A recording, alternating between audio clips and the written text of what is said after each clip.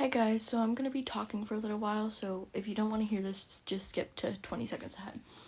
So I'm sorry, but I've lost the Stone Fox books when I was cleaning my room. So we're going to start reading some new books, well, for the time being, and once I find it, we'll read that. So, with that said, today we'll be reading Beauty and the Beast. It's from a fairy tale book that I have, and there's a lot of fairy tales, so we'll be reading these for a while. So, in a faraway country lived a rich merchant with his 3 loving daughters, Bliss, Blossom, and Beauty. They lived comfortably in a large house with many servants. One day, however, the merchant lost his ships to storms at sea. The family could no longer afford its fine house or servants, so the merchant and his daughters moved to a small cottage. At first, Bliss and Blossom were unhappy. They complained about the luxuries they had lost and the work they now had to do, but Beauty said, "Crying will not make things better. We must learn how to be happy here." Oh, one thing to say, this is not by Disney, because this is in the public domain. She worked every day, cleaning, cooking, and gardening, and she helped her sisters learn to enjoy their new life. The merchant was proud of all these 3 girls, especially Beauty. One day, the merchant heard that a ship he owned had returned safely, and he prepared for the long journey to port. Each daughter wished him a safe journey, and the merchant promised to bring back gifts. Bliss and Blossom wanted ball gowns and fine jewelry. "What would you like, Beauty?" the merchant asked.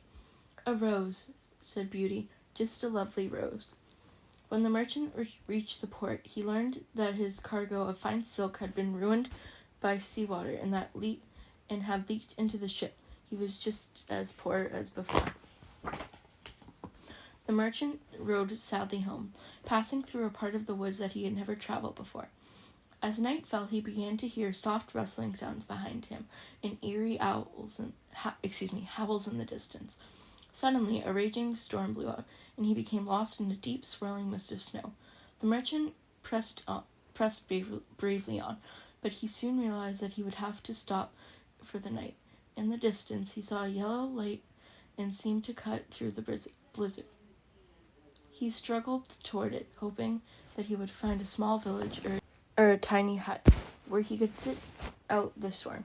He stepped into a clearing and came upon the most magnificent palace he had ever seen. The merchant tied his horse to the gate and went inside. He could not find the owner of the castle, but he did discover an inviting fire, a wonderful meal, and a soft, warm bed. The next morning, the merchant explored the palace grounds. Even though it was winter, the garden was filled with colorful flowers of all kinds. He came upon a lovely rose bush, remembering Beauty's request. He decided to pick one for her. As he broke the stem of the flower, the air was filled with a terrible roar, and a huge beast appeared, as if it was from nowhere. "Thief! Robber!" the beast bellowed.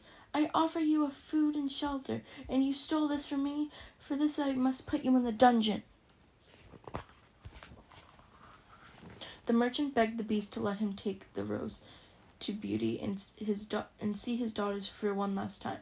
Touched by the man's love for his family, the beast gave him a magic ring to take him from the castle. For him to take from the castle to his home. And the merchant promised to return and accept his punishment.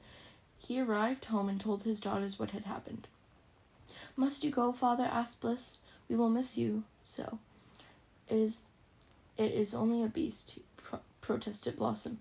"Do you have to keep a promise to such a creature?" "I gave my word," said the merchant.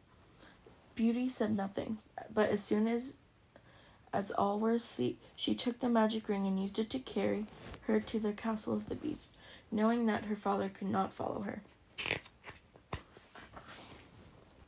Beauty told the beast that she wanted to take her father's place.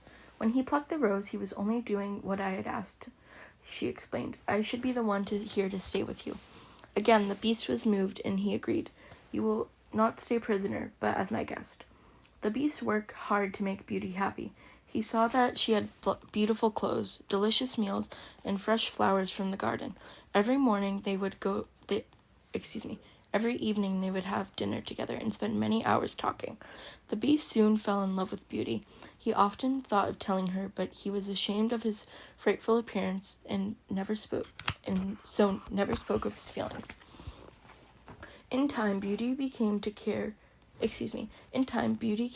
for the Beast very much. She admired the pride he took in his garden, and she loved the gentle way he tended to the animals on the palace grounds. But she also missed her father and sisters, and one day she asked if she might visit them. "Very well," said the Beast, giving her the magic ring, but I can let you go for only 10 days. At the end of the 10th day you must return." Beauty went home, and her family was overjoyed to see her. When the time came for her to return to the Beast, she could not bear to leave. She decided to stay one more day. As Beauty slept that night, she dreamed that the Beast was lying helpless in his garden. He seemed to be dying. She was so frightened by the dream that the next morning she used the ring to return to the palace. All was strangely quiet. She called out but heard no answer.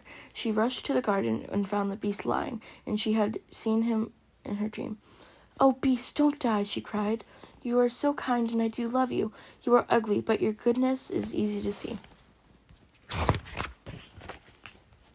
With Beauty's words, the Beast changed into a handsome prince. "An old fairy tale turned me into a beast to teach me a lesson," said the prince. "I was often cruel to animals that I thought were ugly. The spell would be broken only if someone grew to love me in spite of the way I looked." The prince and Beauty were married at once. Her father, her sisters, and all the people who belonged to the prince's court came to celebrate the wedding. No longer a beast in either body or spirit, the prince loved Beauty with all of his heart and provided for her and her family for the rest of their days. And that is it. Thank you for watching this video, and I hope you watch some of my other videos, and I hope you press that like button and subscribe button. Thank you for watching. Bye, guys.